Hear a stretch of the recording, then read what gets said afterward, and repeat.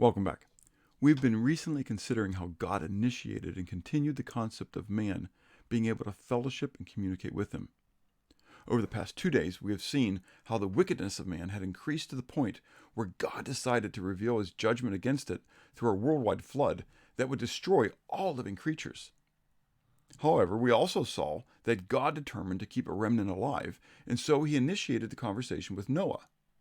Thus, Noah found grace or favor in the eyes of Yahweh. God sent the flood, as he declared.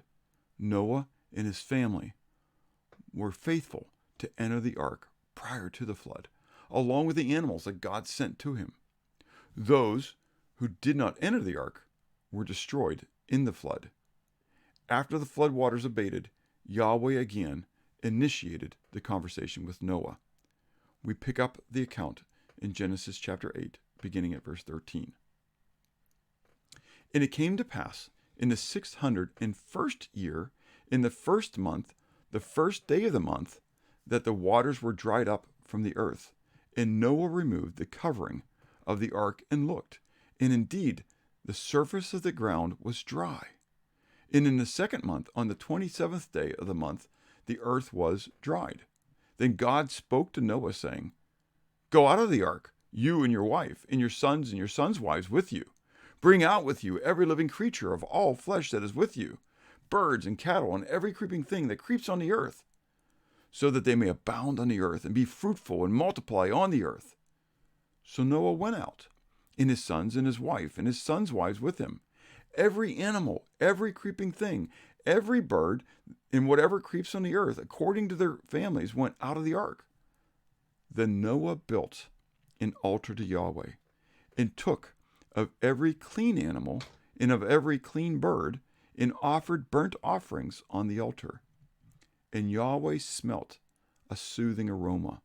Then Yahweh said in his heart, I will never again curse the ground for man's sake, although the imagination of man's heart is evil from his youth.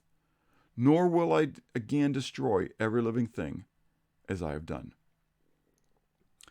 In chapter 9, beginning of verse 8, we continue. Then God spoke to Noah and to his sons with him, saying, And as for me, behold, I establish my covenant with you, and with your descendants after you, and with every living creature that is with you, the birds, the cattle, and every beast of the earth with you, of all that go out of the ark, every beast of the earth. Thus I establish my covenant with you. Never again shall all flesh be cut off by the waters of the flood. Never again shall there be a flood to destroy the earth. And God said, This is the sign of the covenant, which I make between me and you, and every living creature that is with you, for perpetual generations. I set my rainbow in the cloud, and it shall be for the sign of the covenant between me and the earth. And it shall be, when I bring a cloud over the earth, that the rainbow shall be seen in the cloud, and I will remember my covenant which is between me and you, and every living creature of all flesh. The waters shall never again become a flood to destroy all flesh. The rainbow shall be in the cloud, and I will look on it to remember the everlasting covenant between God and every living creature of all flesh that is on the earth. And God said to Noah, This is the sign of the covenant which I have established between me and all flesh that is on the earth. 2 things to quickly note. First of all, Noah's first action after departing from the ark was to worship Yahweh. He offered up sacrifices to Yahweh. There were not many clean animals left. Remember, they took 7 pairs of every clean animal, 14 total. Those would be what he would be able to use as food. But it's also that which would be used to present offerings and sacrifices to Yahweh.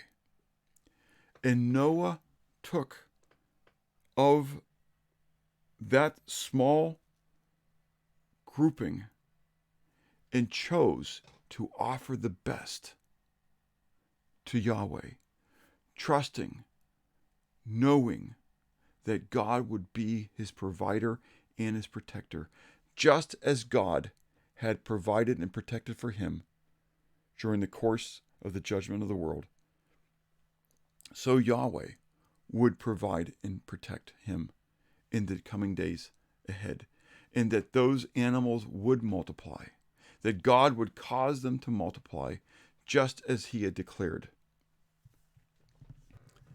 Secondly, though, Yahweh communicated that he was placing a sign of this covenant that he was making between himself and all the earth in the clouds, that when he saw it, he would be reminded, and we would be reminded, that he would no longer destroy the earth through a flood. That sign of the covenant was the rainbow.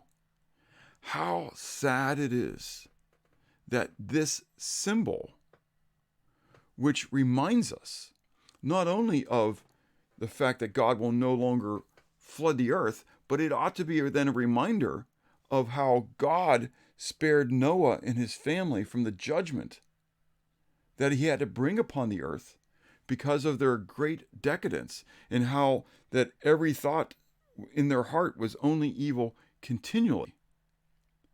That this rainbow, this symbol of this covenant, of a reminder of the worldwide flood, would be taken by those who are replicating the evil of that day and being used as the symbol of their movement.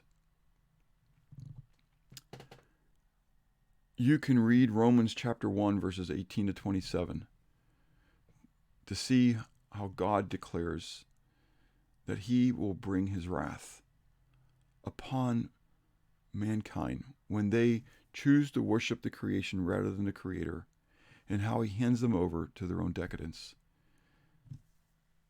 The basest part of that is when man chooses to exchange the natural use of the woman for the use of a man, and how a woman then exchanged the natural use of a man for another woman.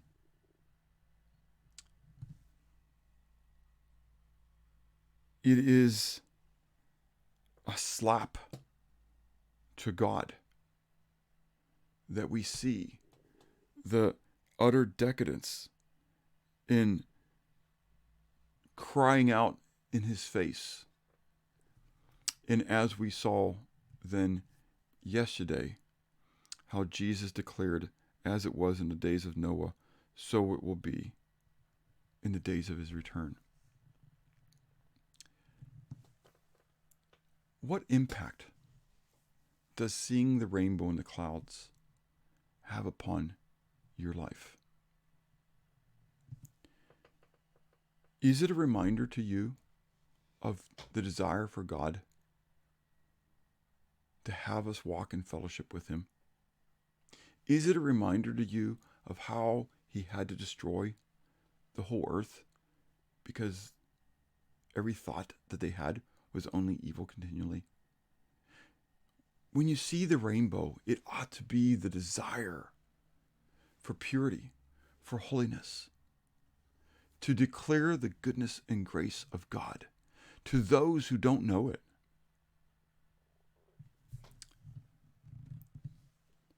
We ought to become then thankful people like Noah. Thankful, worshipful for the deliverance that our God has given to us. And then wanting those people who erroneously are following a sinful movement to come to the point of understanding his grace and his mercy, that they might be able to have the joy of that relationship with God himself. Pray. If again there is sin that needs to be confessed, please do so, knowing he's faithful and just to forgive you of the sin, cleanse you from all unrighteousness. Offer to him a sacrifice of praise, giving him the glory that he rightly deserves, and have a blessed day.